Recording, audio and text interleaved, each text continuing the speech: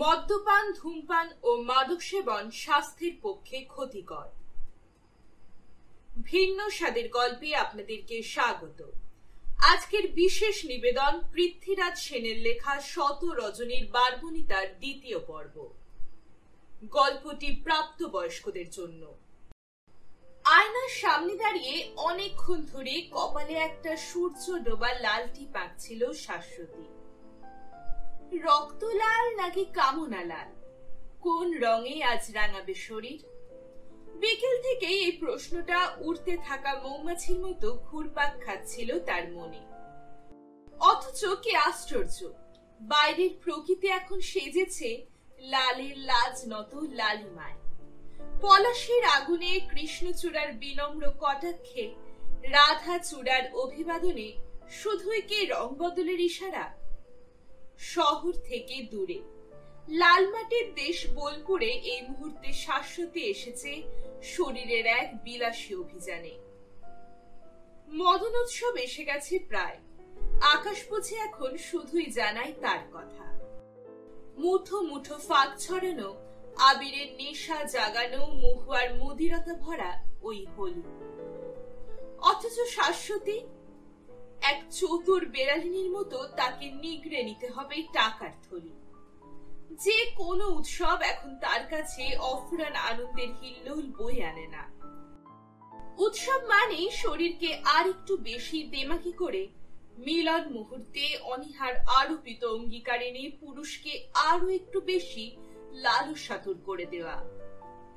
এইসব কথা ভাবতে ভাবতে এবারে লাল মাটির দেশের অভিযাত্রিনী হয়েছে সে। কেননা তার স্বামী যে দুরারোগ্য ব্যাধির শিকার।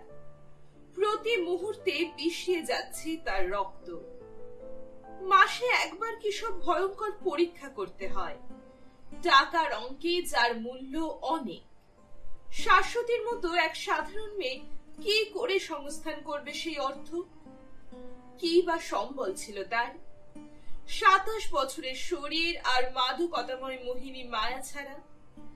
অথচ যেদিন বন্ধ হয়ে গিয়েছিল সুরজিতের ফ্যাক্টরি, 3 বছর আগে পরন্ত বিকেলে সদ্য বিবাহিতা শাশ্বতী সেই নির্মম খবরটা শুনতে শুনতে ভেবেছিল, যেমন করেই হোক পায়ের তলার মাটি তার খুঁজে নেবে। শুরু হয়েছিল সংগ্রাম। তখন সবেমাত্র বুবুন দেখেছে পৃথিবীর আলো। শরীর ভারী হয়ে উঠেছে আবার। মাঝরাতে হঠাৎ ঘুম ভেঙে গেলে শাশ্বতী শুনতে পায় কোনো এক নবজাতকের কণ্ঠস্বর। তাল কেটে গিয়েছিল কোথায় যেন। অথচ এমনটি হবার কথা ছিল না, কেননা চেতনার প্রথম প্রহর থেকে শাশ্বতীর দিন কেটেছে নিরুদ্বেগ উত্তেজনাবিহীনতার মধ্যে। বাবা প্রাইমারি স্কুলের প্রধান শিক্ষক। 3 ভাই বোনের মধ্যে সে ছিল সবার বড়।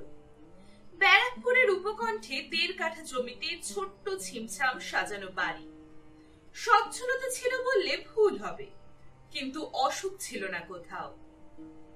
23 বছরের শাশ্বতী যখন পা রেখেছিল কলকাতার কোনো এক অন্ধ গলির ভাড়াটে ঘরে, তখন তার 2 চোখ থেকে স্বপ্নের রামধনু রং মুছে যায়নি চিরদিনের মতো। সুরজিতের প্রতি অভিযোগ ছুড়ে দেয়নি সে বিষ মাখানো তীরে করে। স্বামী হিসাবে মানানসই। চরিত্রে তেমন কোনো খুঁত নেই, শুধু মাঝে মধ্যে বন্ধুদের পাল্লায় পড়ে বেই হিসেবে মদের নেশায় মাতাল হওয়া ছাড়া। তারপর কেন যে হঠাৎ ঘটে গেল এসব ঘটনা, দিনটা এখনো বেশ মনে পড়ে শাশ্বতী। যেমন মনে পড়ছে চকিতে সে একবার ঘাড় ফিরিয়ে তাকায় বিছানায় শুয়ে থাকা ঘুমন্ত শান্তনুর দিকে।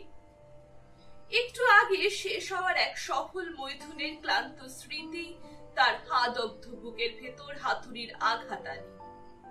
বাইরে থেকে ছুটে আসে ফাগুন দিনের আগুন মাখা বাতাস। কোথায় যেন কোন একটা পাখি ক্লান্ত স্বরে ডাকছে তার সঙ্গিনীকে। শান্তি নিকেতনে শ্রান্ত দুপুর, অথচ কি উচাটন তার মনের মধ্যে। 3 দিন পর রক্ত পরীক্ষা হবে সুরজিতের। এখনো টাকাটা পুরোপুরি জোগাড় করতে পারেনি শাশ্বতী। যদি খুশি করতে না পারে শান্তনুকে, যদি শরীরের ছলা কলায় মন ভরাতে না পারে ব্যাংকের এই সত্য স্ত্রী হারা পুরুষটিকে, তাহলে চিন্তার কুঞ্চন রেখা আঁকা হয় তার কপালে। ঠোঁট দিয়ে জিভটাকে একটুখানি লালাভ করে নেয় সে। দরজাতে মৃদুমন্দ টোকা দিচ্ছে কে এই অবেলায়?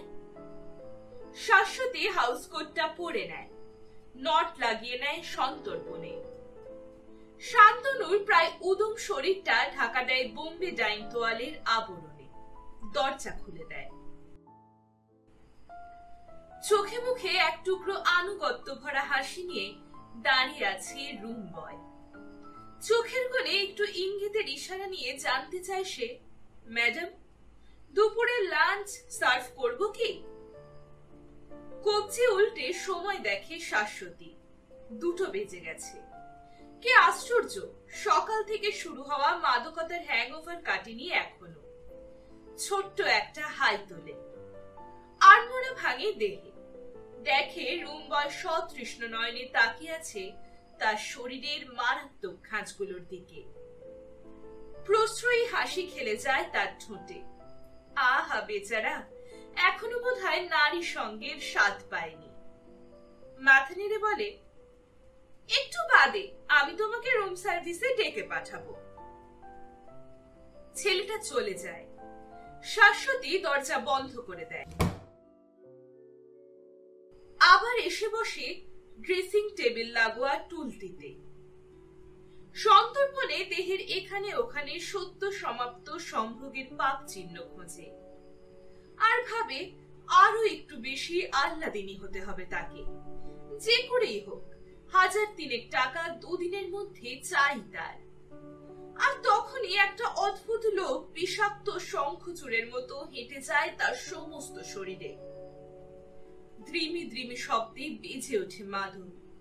একবার ভাবে এ অন্যায় যে মানুষটা ঘুমোচ্ছে তার ভালোবাসাকে এভাবে হত্যা করা।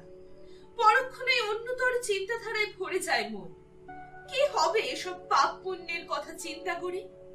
সমাজের চোখে শাশ্বতীর পরিচয় সে এক দেহ পসারিনী। না, কলকাতার কোন লাল আলোর এলাকাতেই তাকে দাঁড়াতে হয় না খদ্দেরের আশায়। গরুর দাঁত দেখার মতো তার দেহের এখানে ওখানে কোন উঠতি মস্তানের চোরা চোখের চাউনি পড়ে না সত্যি। কিন্তু আজ বোলপুর, কাল ডায়মন্ড হারবার, একটু বেশি টাকা টোপ হলে কাশিয়ান কিংবা মেরিক্লেম। সঙ্গিনী তাকে হতে হয় এইসব বিলাসী অভিযানে। কখনো কোনো বিপত্নিক ব্যাংক অফিসার, কখনো মধ্য বয়সের স্কুল শিক্ষক, আবার কখনো সবে মাত্র যৌবনে পা দেওয়া কোনো এক বিজনেস ম্যাগনেটের। বয়সের হিসাব নেই, জাতি নেই, ধর্ম নেই, আছে শুধু টাকার ঝনঝনানি আর শরীরের আর্তনাদ। পেট মোটা পার্সটার দিকে চকিতে নজর পড়ল শাশ্বতী। বুঝতে পারে সে, যেভাবে অ্যালকোহলিক নেশায় এখন আচ্ছন্ন ওই শান্তনু, কয়েক ঘন্টার মধ্যে আর ঘুম ভাঙবে না তার। 2 দিনে লোকটাকে বেশ ভালোভাবে বুঝতে পেরেছে সে। শরীরে শরীর ঠেকিয়ে একটুখানি ভাব ভালোবাসা, তারপর গবলেটে নেচে ওঠা অ্যালকোহল, সঙ্গে স্টাফড চিকেন, একটি অসফল শরীর সংরাগের বৃথা চেষ্টা। তারপর একরাশ অন্ধকারের মধ্যে তলিয়ে যায় ওই মানুষটি। সরল বলতে হবে, না হলে এভাবে কেউ টাকা ভর্তি পার্স ফেলে রাখে চোখের ওপর? নাকি পরখ করতে চায় শাশ্বতীর সততা? সততা? আবার চোখ পড়ে তার নিজের দেহের সবখানে। দেখে সে মুখের কোথাও কোনো এক কামিনীর সর্বনাশী ছবি আঁকা হয়েছে কিনা। নিশ্চিন্ত হয় সে, এখনো যথেষ্ট মোহময়ী আকর্ষণের নানা কেন্দ্র ছড়ানো আছে সবখানে। অতএব মনের মধ্যে জেগে ওঠা পৌষ শেষের বিশীর্ণ প্রান্তরের মতো উঁচু নিচু ভাবনাগুলোকে এক নিমেষে নিশ্চিহ্ন করে দেয় শাশ্বতী। তারপর অতি সন্তর্পণে তার ম্যানিকিওর করা গোলাপি রঙা নখে চিমটির মতো তুলে ধরে 1002 টাকা। সবই গান্ধী মার্কা 500 নোট। একবার তাকায় ঘুমন্ত শান্তনুর দিকে। আহা, যেন স্বর্গের উদ্যানে দেওয়ালা করছে কোনো দেব শিশু। চালান করে দেয় নোটগুলো হোটেল ঘরের কোনো এক গোপন অভ্যন্তরে। সময় মতো সেগুলোকে নিজের পার্সে বন্দি করে ফেলবে শাশ্বতী। ষড়যন্ত্রের জাল বুনতে বুনতে গুনগুন করে একটি বাজার চলতি হিন্দি গানের সুর ভাঁজতে ভাঁজতে দরজার বাইরে থেকে লক করে দিয়ে বেরিয়ে আসে শাশ্বতী। পা রাখে করিডোরে। যদিও এখন তেমন তেতে ওঠেনি মাঝ দুপুরের বাতাস, তবুও শরীরের এখানে ওখানে চোরা গোপ্তা ঘামের শিহরণ টের পায়। তেমন কিছু ঘটলে অনায়াসে দোষ চাপিয়ে দেবে হোটেল বয়ের ওপর, আর জিভের ডগা দিয়ে চুক চুক শব্দ করতে করতে সে প্রকাশ করবে তার সমবেদনা। কেন যে সে বেরিয়ে গিয়েছিল করিডোরে। ফিরে আসে একটু বাদে। একদম বদলায়নি দৃশ্যপট। ঠিক তেমনি আধো ঘুমে আধো জাগরণে আচ্ছন্ন শান্তনু। এখনো বোধহয় ভাঙেনি তার অ্যালকোহলিক স্বপ্ন। এবার এক লোভাতুরা কামিনীর মতো শাশ্বতী ধীরে ধীরে হাত রাখে শান্তনুর কুঞ্চিত চুলে, মুখ নিচু করে তার ঠোঁট স্পর্শ করে। তারপর ধীরে ধীরে হাউসকোট খুলে নিজেকে প্রায় বিবস্ত্রা করে তোলে। সে জানে কিভাবে কামনার পর কামনার সমুদ্র তরঙ্গে ভাসাতে হয় পুরুষ নাবিকের মন, যাতে কোনো দিকে তার নজর না পড়ে। শান্তনু বোধহয় এতক্ষণ মগ্ন ছিল গভীর ঘুমের সুখের স্বপ্নে। স্বপ্নের মধ্যেই সে দু হাত দিয়ে আঁকড়ে ধরতে চেয়েছিল তার শয্যা সঙ্গিনীর অনাবৃত দেহ। শরীরের মধ্যে কোথায় বেজে উঠেছিল ম্যারাকাস। বেশ বুঝতে পারছিল সে। ধীরে ধীরে আরো বেশি উদ্দীপ্ত হয়ে উঠছে তার পৌরুষের অহংকার। চোখ খুলতেই চোখের সামনে শাশ্বতীর প্রায় আবরণহীনা দেহ দেখে এক নিমেষে সে হয়ে গেল বিশ্বের একচ্ছত্র অধিপতি। যেখানে শেষ হয়েছিল আবার সেখান থেকেই শুরু হলো তার খেলা। কখনো আনমনে হাত রাখে শাশ্বতীর উদ্ধত স্তন বৃন্তে, কখনো বা তার কানের লতিতে কুটুস কামড় দিয়ে জাগিয়ে তোলে তার কাম পিপাসা। আর একটু বাদে দুই আগ্রাসী যুবক যুবতী মেতে উঠে শরীরের সর্বনাশা বাঘবন্দি খেলায়। আজ দুপুরে বোলপুরের এই হোটেল ঘরে সম্রাট আর সুন্দরীর মধ্যে শুরু হয়েছে এক যুগলবন্দি লড়াই। কখনো বা সম্রাট ইচ্ছে করে হার মানাহার পড়াচ্ছে তার সুন্দরীর গলায়, আবার কখনো সুন্দরী চেতার অন্ধ নেশায় ছুটে চলেছে অনন্ত পথ। অবশেষে নিধাত তপ্ত দিনের অবসানে এক পশলা বৃষ্টির মতো নির্গত হয় শান্তনুর পৌরুষধারা। শিহরিতা হয় শাশ্বতী, তৃপ্তা হয় তার কাম পিপাসা। চোখ বন্ধ করে সে। তার সেই বন্ধ চোখের অন্তরালে জেগে ওঠে পরপুরুষের কাছে প্রথম দেহ দেহার কলঙ্কিত মুহূর্তটি। যখন শুনেছিল প্রতি মাসে 1000 টাকা লাগবে সুরজিতের 30 দিনের জীবন কিনতে, কেঁপে উঠেছিল শাশ্বতী। ভাবতে পারেনি কি করে জোগাড় হতে পারে এই বিপুল অর্থ। শখের থিয়েটারে অ্যামেচার অভিনয়ের পালা শেষ করে কখন সে হয়ে উঠেছিল কোনো এক প্রডিউসারের সফর সঙ্গিনী। অনুমতি দিতে বাধ্য হয়েছিল সুরজিৎ। তার চোখের কোণে ফুটে উঠেছিল অসহায় আরতি। একজন পুরুষ যখন আটকে রাখতে পারে না তার 7 পাকে বাঁধা নারীর শরীর, যখন তারই জন্য তার প্রিয়তমা সেজে ওঠে পশারিনীর রূপসজ্জায়, তখন সেই পুরুষের বুকের ভেতর কোথায় যে জলপ্রপাতের শব্দ শোনা যায়, শাশ্বতী তার খবর রাখে। সেই হলো শুরু এক কঠিন অঙ্গীকারের। এখনো তার শেষ হয়নি। শাশ্বতী জানে যত দিন বেঁচে থাকবে সুরজিৎ, যত মাস কিনতে হবে তার আয়ু, ততবার শাশ্বতীকে বৈশাখী সন্ধ্যায় দেহ বিনিময় করতে হবে শান্তনু কিংবা ধীমানের সাথে। আর শরীরের ছলাকলায় কামনা বাসনার তাড়নায় এই পুরুষ পতঙ্গের মন পুড়িয়ে তার প্যান্টের হিপ পকেট কিংবা পার্সের কুঠুরি থেকে সন্তর মনে তুলে নিতে হবে বাঘ মার্কা নোটগুলোকে।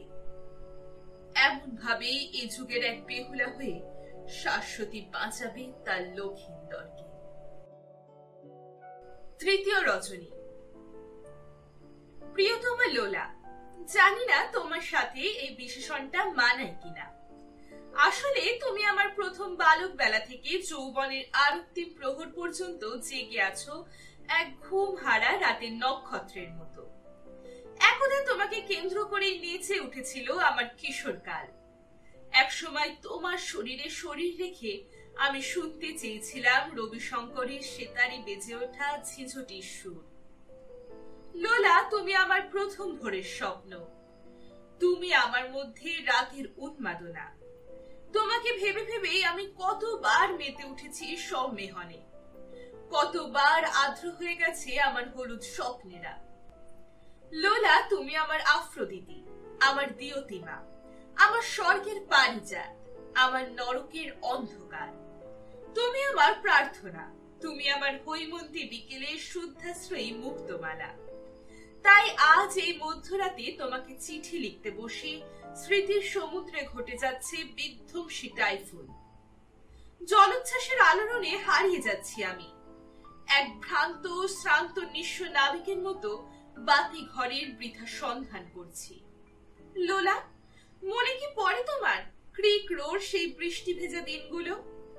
পাশাপাশি ফ্ল্যাটে আমরা থাকতাম। বয়সে তুমি হয়তোবা ছিলে আমার কাছাকাছি অথবা 2-1 বছরের বড়, কিন্তু অভিজ্ঞতার নিরিখে যোজন যোজন দূরের কোনো এক রহস্যময় দ্বীপের মায়াবিনী। লোলা, কেন দেখা হলো আবার তোমার সাথে স্বপ্ন নগরী মুম্বাইতে? এর আগে তো আমি কতবার আমার জার্নালিস্ট জীবনের কাজে অকাজে পা রেখেছি বন্দর নগরীতে। কত রাত কেটে গেছে কোনো এক নিশি নিলয়ে নৃত্যরতা স্বপ্নচারিণীর সাথে বল ড্যান্স নেচে। কত সন্ধ্যার বিষাক্ত মুহূর্ত আমি অতিবাহিত করেছি পথ চলতি পাবে বা নাইট ক্লাবে। সারা দিয়েছি ভিক্টোরিয়া টার্মিনাসের সামনে সার সার দিয়ে দাঁড়ানো ওই সব ডাক বালিকার আমন্ত্রণে। কলমা দেবী কিংবা মাতুঙ্গার নিশি সঙ্গিনীরা এক দুরন্ত শ্রীগালিনীর মতো আকর্ষণ করেছে আমায়। অথচ লোলা, আমি তো কোনোদিনও তোমাকে খুঁজিনি, আর খুঁজবই বা কেন? যেদিন তুমি হারিয়ে গেলে চোখের সামনে থেকে। সেন্ট পলস ক্যাথিড্রালের বিথিকাতে সবই মাত্র শেষ হওয়া বৃষ্টির বিকেল। পিয়ানোতে কারা যেন বাজিয়েছিল সুমিষ্ট মিলন সঙ্গীত।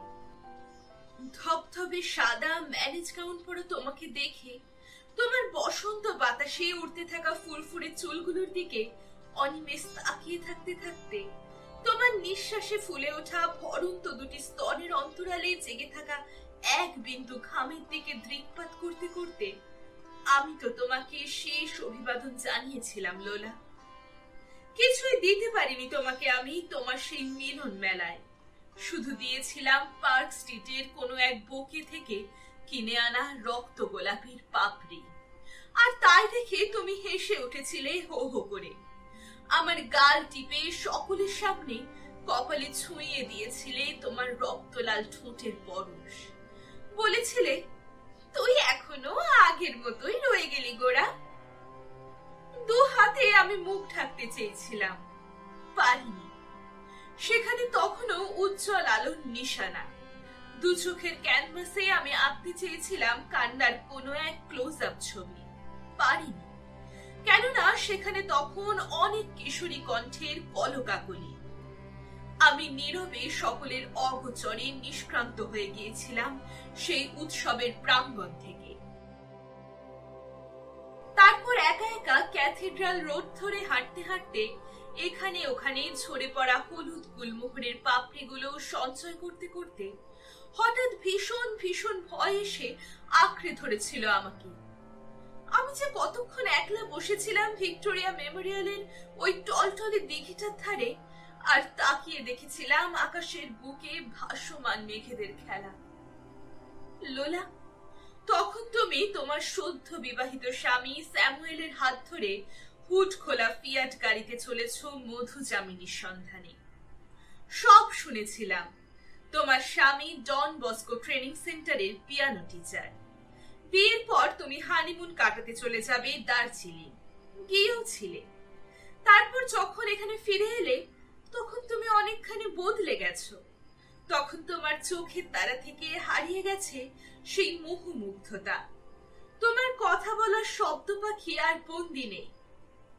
আমি বুঝতে পেরেছিলাম আমার সদ্য যুবক চেতনা কানে কানে ফিসফিস করে বলে দিয়েছিল, তুমি এখন শরীরের এক তৃপ্তা গর্বিনী। তোমার চোখে গোড়া আজ এক দূরাগত দ্বীপের বিষণ্ণ পুরুষ। আমাকে দেখে কেঁপে উঠেছিল তোমার শরীর। হাসির তরঙ্গে পিয়ানো বাজাতে বাজাতে তুমি শুধিয়েছিলে, গোরা তুই কেমন আছিস? তোমার সামনে বেশিক্ষণ দাঁড়াতে পারিনি আমি, কেননা তোমাকে দেখলেই সেই উথাল পাথাল কান্নাটা আবার চোখের পর্দা বেয়ে নেমে আসতে চাইছিল। অথচ লোলা, কত কি হবার ছিল, তাই না? মনে পড়ে তোমার সেই সব দিনগুলোর কথা। তুমি না একদিন এক নির্জন দুপুরে আমাকে নীলাজ আমন্ত্রণের ডাক পাঠিয়েছিলে। তোমার ফ্ল্যাটে তখন ছিল না কেউ। আঙ্কেল তখন চলে গেছেন ব্যবসার কাজে, আন্টি গেছেন তার কোনো এক আত্মীয়ার বাড়িতে। তোমার দাদা পিটার দুদিনের ট্যুরে কলকাতার বাইরে। এখন বেশ বুঝতে পারি আমি, মনে মনে এমন এক নির্ভীত প্রহরীর যাচনা করেছিলে তুমি, আর ভেবেছিলে গোড়ার মতো এক অসহায় পুরুষের রক্তপান করবে ভয়ঙ্করী ড্রাকুলার মতো। ইচ্ছে করেই কি আমি পা রেখেছিলাম তোমার অরণ্যে, নাকি অনভিজ্ঞতার আড়ালে ঢাকা পড়ে গিয়েছিল আমার সবকিছু? লিভিং রুমে বসেছিলে তুমি, কানে লাগানো ছিল ওয়াকম্যান। কোন একটা কারেন্ট ওয়েস্টার্ন পপ শুনছিলে, আর সেই সুরের তালে তালে স্পন্দন তুলছিলে তোমার অসম্ভব ভারী দুই স্তনে। এর আগে এমন ভাবে তোমাকে কখনো দেখিনি। সেই মার্চের দুপুরে তুমি পড়েছিলে একটা অসম্ভব উদ্ধত রাত পোশাক। ঘন কালো অন্ধকারের মতো সেই রাত পোশাকের কালো আবরণ ভেদ করে ঠিকরে বেরিয়ে আসতে চাইছিল তোমার ব্রাহীন শাসন নামানা উদ্ধত স্তম্ভ দুটি, আর তোমার পৃথুলা পাছায় তোলা লেগেছিল বুঝি। আমি যেতেই তুমি বন্ধ করেছিলে ওয়াকম্যান। কান থেকে রিসিভিং তারটা খুলে রেখে একটু ঝুঁকে বসেছিলে আমার সামনের চেয়ারে। এখন বুঝতে পারি, এমন ভাবেই তুমি এক লোভী স্ত্রী মাকড়সার মতো প্রলুব্ধ করেছিলে আমায়, যাতে আমাকে দিয়ে মেটাতে পারো তোমার অসম্ভব যৌন তৃষ্ণা। লোলা, বিশ্বাস করো, সেই মধ্য দিনে আমি তোমার শরীরের দিকে অনেকক্ষণ অপলক তাকিয়েছিলাম।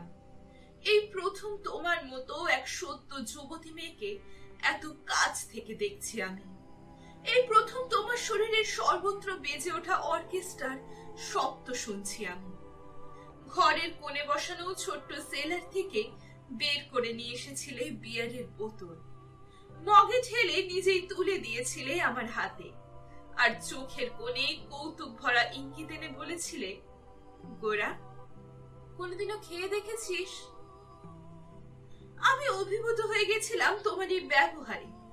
এক লহমাতে হারিয়ে গিয়েছিল আমার সোনালী শৈশব। সত্যি সত্যি আমি পুরুষ হওয়ার স্বপ্ন দেখেছিলাম। একটু খাওয়ার পরেই এক অদ্ভুত গোলাপি নেশা জেগেছিল মাথায়।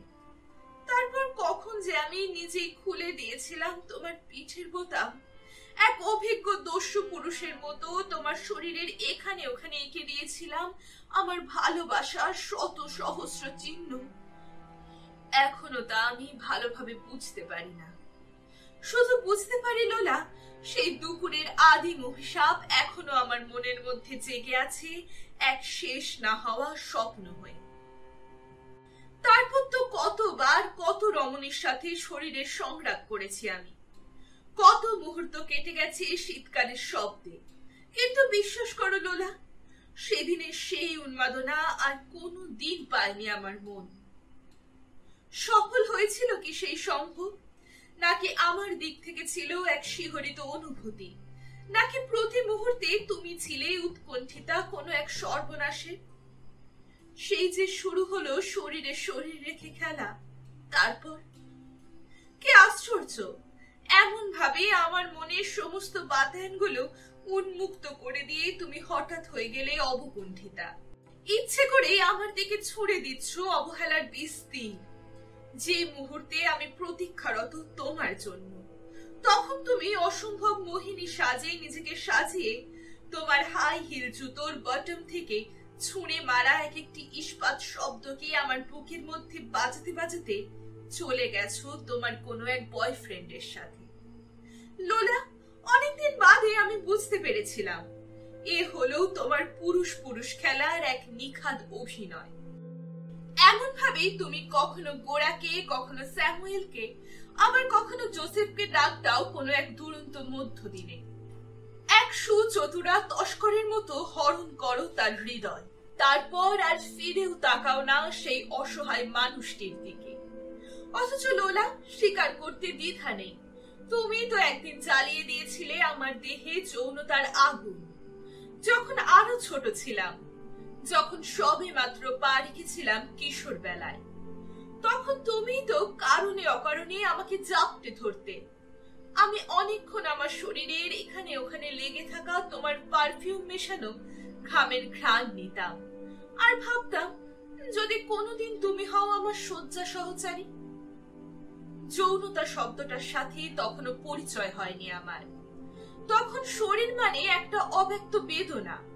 ক্লাসের শেষ বেঞ্চিতে বসে যেসব বখাটে ছেলের দল পর্নোগ্রাফির পাতায় উদম মেয়ে মানুষের শরীর দেখত আর এক অদ্ভুত ইঙ্গিতে উচ্চারণ করত বিদঘুটের শব্দাবলী, তাদের থেকে অনেক দূরে ছিল আমার অবস্থিতি। আমি ছিলাম ফার্স্ট বেঞ্চের ফার্স্ট বয়, স্যারেদের কাছে প্রিয় ছাত্র। তবু তো মানত না মন, তবু বিদ্রোহী হয়ে উঠতে চাইতো শরীর। আর তুমি নিশাথিনী রাজকন্যার মতো মাঝে মধ্যেই উস্কে দিতে আমার কামনার প্রদীপ।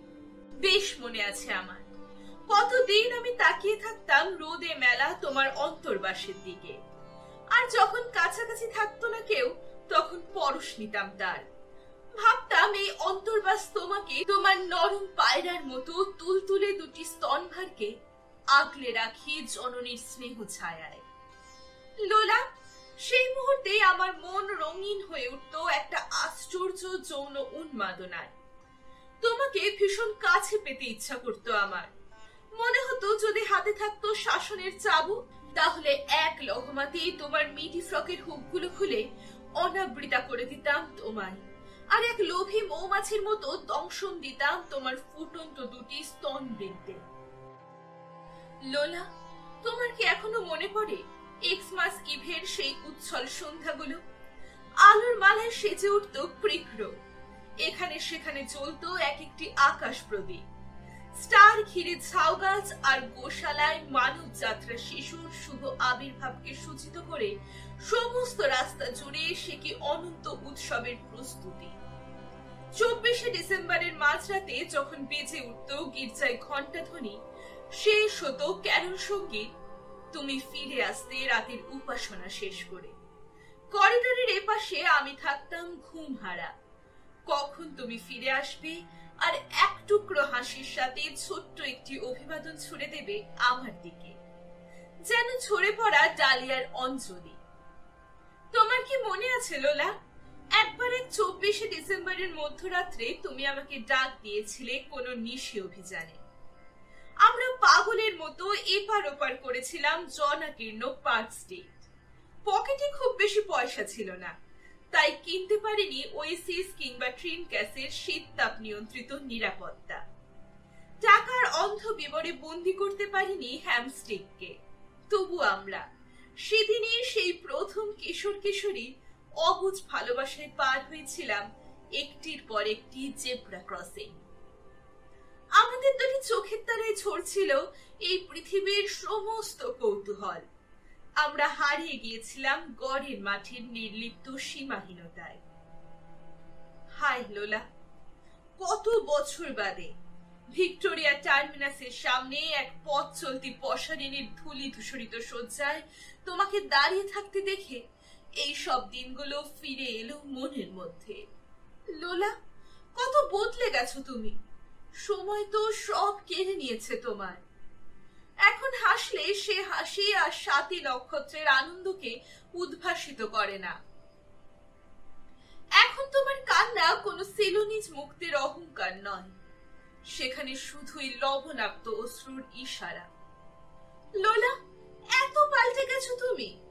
যখন তুমি বসেছিলে আমার সামনে আরেক অনাথিনী মানুষের মতো ঠোঁট রেখেছিলে আপেল জুসের গ্লাসে, তোমাকে দেখে তোমার অকালে ঝরে যাওয়া শিউলি ফুলের মতো শরীর, যে ঠোঁট আর কোনোদিন লালাবো হবে না কোনো পুরুষের ওষ্ঠ স্পর্শে, সেই ঠোঁটকে বৃথায় রঙিন করার চেষ্টায় মেতে উঠেছ তুমি।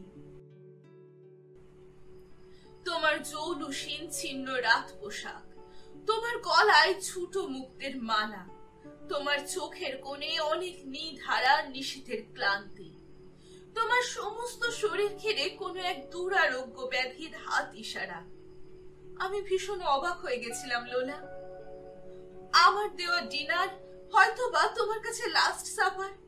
তুমি যখন মুখ রেখেছিলে চিকেন কষাতে, তোমার চোখ দিয়ে ঝরছিল কৃতজ্ঞতার নীরব জলকণা। আমি মনে মনে ঈশ্বরকে অসংখ্য অভিশাপ দিয়েছিলাম। জানতে চাইনি আমি সেন্ট পলস ক্যাথেড্রালের সেই উচ্ছল আলোর মুহূর্ত থেকে রাত নগরী মুম্বাইয়ের ভিক্টোরিয়া টার্মিনাসের পথ চলতি দেহ পসারিণীতে কোন কলঙ্কিত কাহিনী লেখা আছে। আমি জানি পৃথিবীর পার্বণী তাদের ইতিবৃত্ত একই শব্দ শৃঙ্খলে বাঁধা। তাই ডিনার শেষে তোমার পার্সে তোমারই অজান্তে 500 টাকার একটি নোট রেখে দিয়ে আমি তোমার হাতে হাত রেখেছিলাম।